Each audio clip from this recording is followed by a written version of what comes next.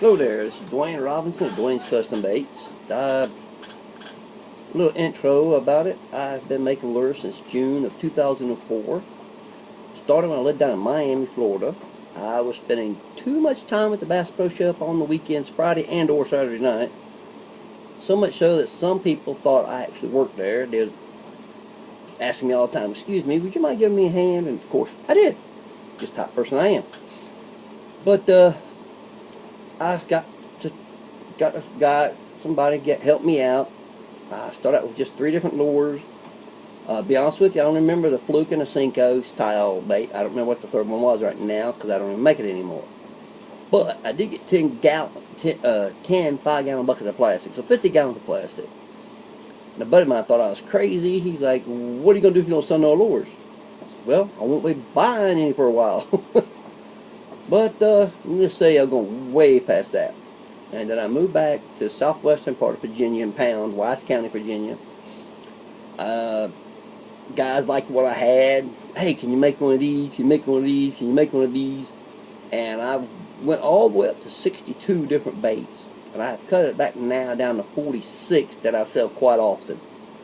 And a couple things I've done the last few days. Well, I had a guy wanting some tubes. And I haven't had a picture of it yet anywhere. Like on my fan page on Facebook or anything. It's a little it's called a stubby tube. It's a 2 3/4 inch tube, and I dip, like I've said before, using these right here. I dip it down into the plastic. This is 2 inches. This is 3.5. So for the 2 3/4, I only dip, about right here. This is 4 inches, and I do several tubes, and then I've got to split them up. Well, when I pull one off, that's what they look like. And see, right there's the hole. Yes. And then I lay it down, and I take this bad boy, my block here, got 11 or 12 razor blades in it, split it down, and then here's the tentacles for him. And he's been killing the smallmouth bass on them. Now, this is a new color. This is called Orange Crawdad. First time I made it for him. He'll be coming by in a few days to pick them up once I get them all done. And he's wanting some of my 3 3/4 inch devil craws poured into it. So they are a hand poured lure. They're not one of my hand injected ones. So here's what they look like before I get to trim them. You can see the plastic in the middle here and here and here and on these sides here, and even in the claw there. And after I trim them up, there is what they look like. They have action like you won't believe. And he says he already knows he's going to love them. And then he's also getting some of them again in the, I didn't need that one, in the malted crawl color. And so, of course, here they are, which I've said before, it's the green pumpkin with a blue highlight mixed in with it. And those are awesome. Can't keep them hardy in stock. And then I showed it in a video, I think, from last night. Well, I'll show it again.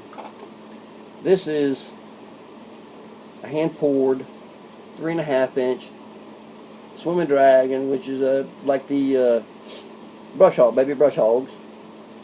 And then here's what it looks like when you get done. These legs, front legs are already loose. You got your wings, you got your long legs here, and they work really good too. But like I said again, I sent them out all over the United States.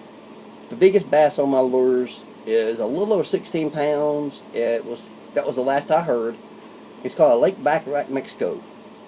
The biggest one in the United States is 11.5, and it was called a place down called the Holy Lands, right on the Broward and Broward and Palm Beach County line before you get to the south end of Lake Okeechobee. And there's a lot of good fishing in there, and it was caught by a guide friend of mine, who now has passed away 2 years ago. His name was Billy Bob Crossnoe. Anybody sees this and knows him, he was a good guy, and real good. And actually, he, now that has passed away, unfortunately, I can't say, unless it was a VIP trip, because he worked for the Bass Pro Shop also. down in Dania Beach and was it Dania Beach, Hollywood, Fort Lauderdale, wherever you live. You know, some people call it one of those three places. And for the spring fling, he was the guy that told you who's coming up next or whatnot. He worked there 2 or 3 days through the week, and then he also was a guide. So, but unless it was a VIP trip, if it was on lures that I made, that's what he used all the time. But I do 46 different baits now. I believe it's what, 1, 2, 3, 4, 5, about six of them might be injected. Might just be 5, but 6 of them are hand injected, and then the rest are hand poured, and I have to trim them up. I really enjoy doing it, and I did something a little bit different.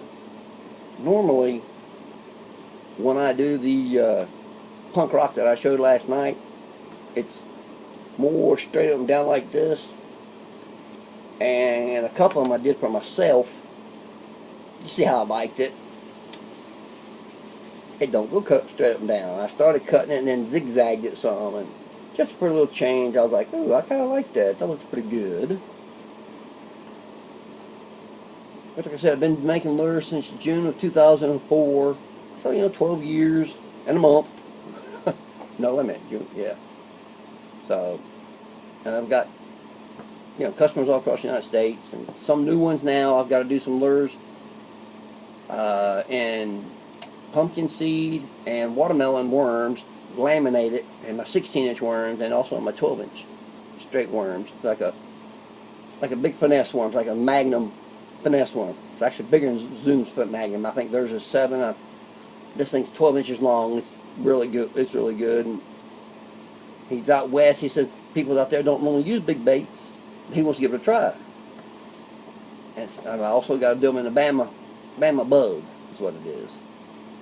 So y'all have a good rest of your day. I have got to finish trimming these lures up, and we'll be doing some more tomorrow. I was up to 1 o'clock last night. Got up at, I slept in a smidgen. Got up at 8:30 this morning. Overslept more, a little bit more than I wanted to. So, but I have been busy all day long, and probably a late one again tonight. Just busy. And I love that way. Drinking me my Cuban coffee that I got used to there out of my ouch. It's kind of hot. Been sitting on my hot stove here. My Furby Chapel coffee cup here in my church here. It's actually right at the end of my driveway. So no excuses not to go. Well, y'all have a good evening. And if I don't do anything else tonight, y'all have a good night. I will see you later. Goodbye.